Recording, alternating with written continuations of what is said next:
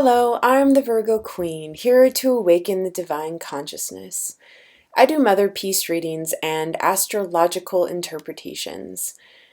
This week, from March 7th to March 13th, is one of the most transformative weeks of the entire year. There's lots more to come this year, but I have to say that this is the true beginning and a true ending to something that is ready to end. This new moon in Pisces also has a solar eclipse. And Pisces is water. It is what holds and creates life, and in a way is where we are born from, within and held within the mother. And so a lot of mother wounds are coming up. And a lot of karmic debt is coming into play, and seeing where our attachments have been and our resistance and our contracts that can now end. This is a time of great karmic cleansing. And so we need to be gentle with all these parts of ourselves and get very clear with the reality and with our creativity, because Pisces, they know exactly how to create. They live from that form of creation. They're birthed from that, and they're constantly in that state and very aware of all the other things going on in the world, because they are attached to the collective consciousness. In a way, they hold everything. They hold the whole zodiac. They are what we return to, our home. And so this week will be about a huge letting go. But it's also a new moon, which is about new beginnings. And so because this is such a huge transformation, there is a huge letting go process that has to deal with our karma. And so again, getting very clear with what that means to you. What is it that you feel has been holding you back? What fears or phobias that you have no real explanation for? Or some sort of family dynamics that has you feeling limited, or belief system. These are all karmic ties that can be undone. So let's do a karmic cleansing and bless all that we have been shown and given, because it all returns to the same place, within the self, within us, and within all creation. So bless it all. And so I did a reading for this week, which shows a lot of these same themes. And so when I first look at a reading, I look at the card of the matter, which is the significator, which is reverse emperor. And this is a major arcana. Major arcanas shows where we are on our soul growth. And so the emperor is the card that is the masculine, able to make things happen in the real world, but it's reversed. And so it's showing that we're coming from this place without an ego, that we're able to show up for our tasks, and it is an overthrowing of the ego, really. The king is no longer in command, and it's really the people that are leading the world anew. Because in the atmosphere, we have the Fool, another major arcana. He is the one that begins the journey. Freshly out of the womb of creation, he steps onto this world and is able to create all the things that his imagination and what he'd been creating within him to come to life. Everything is alive. And it's slightly to the right, so it's showing that we're kind of forcing it a little bit. So just remember to be humble in this foolish process and know that we are just in a time of remembering, and to be awake and playful in all that is.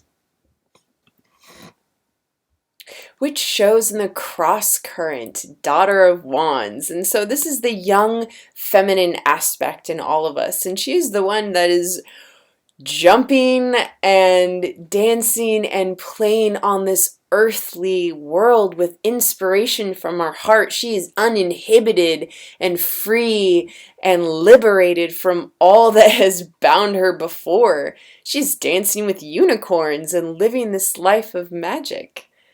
Because in the root, it's being held by the star, another major arcana, which is about the healing goddess, the calm after the storm. We have been through some turbulence this past, well, couple days.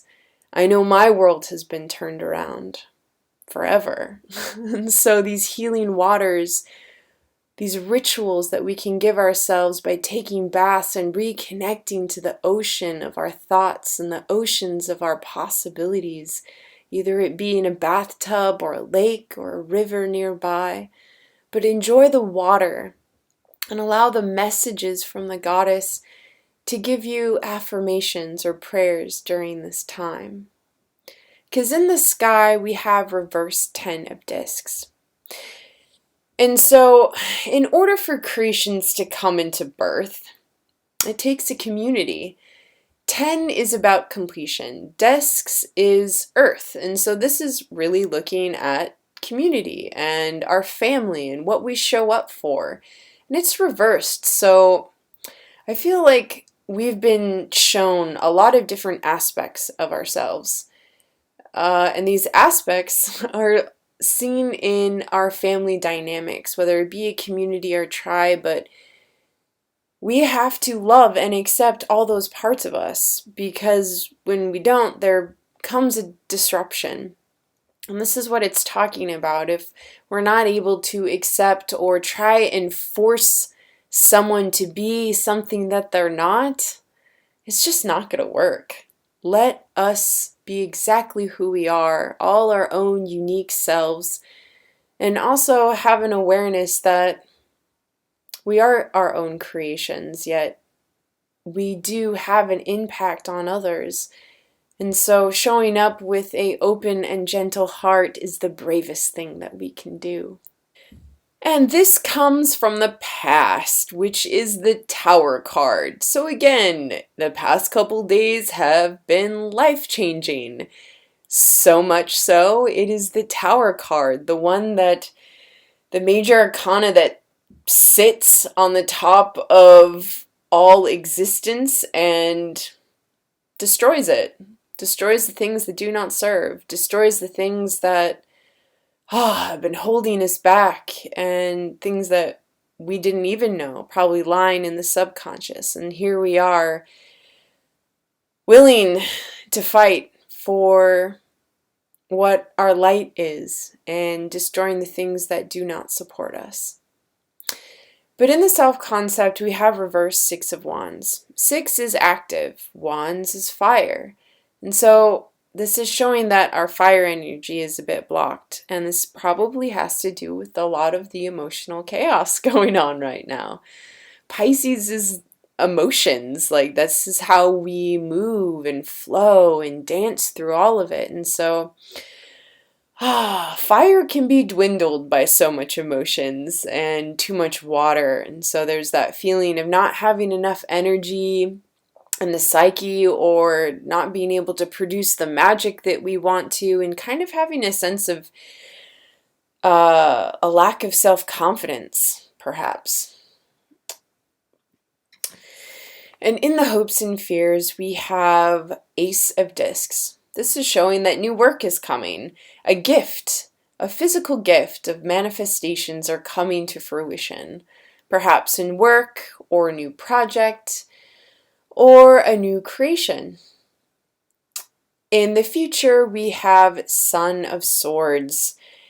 And this is the young male aspect of ourselves in our mental mind. Swords is air, and our mental plane, so our thoughts. And it's moving towards this greed that's trying to hold on to the goddess, these possessions, these wants, these desires that we crave so much, that longing that we have deep inside the black holes of our existent hearts. It's craving something, yet the Son of Swords is asking us to let go of that. to know that we cannot hold the goddess. We cannot hold it without setting it free. And so when we set our heart free, we will be liberated. Because in the house we have Priestess of Swords, and this is an isolation of our Queen Goddess. It's the Ice Queen. She is distant with her thinking and not communicating because she is in, well, a higher plane. She's connecting to the greater source and, well, doesn't really have time to come back down and relate it to the world. Because in the outcome, we have Four of Wands, and this is asking us to do ritual. On this new moon, do ritual. It is important because it moves us into the Two of Cups, which is about merging and union and connecting and trusting in those relationships and connections that you've been making that show up for you when you need them most. Because in the outcome, we have the Hierophant.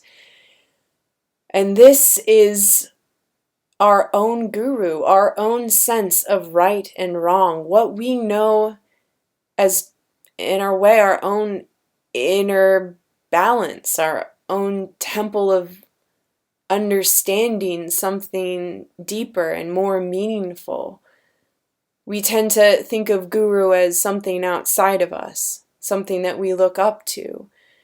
But the guru here is the one within you, the one that knows what feels good and what doesn't, and to honor that, and to build your life on those values.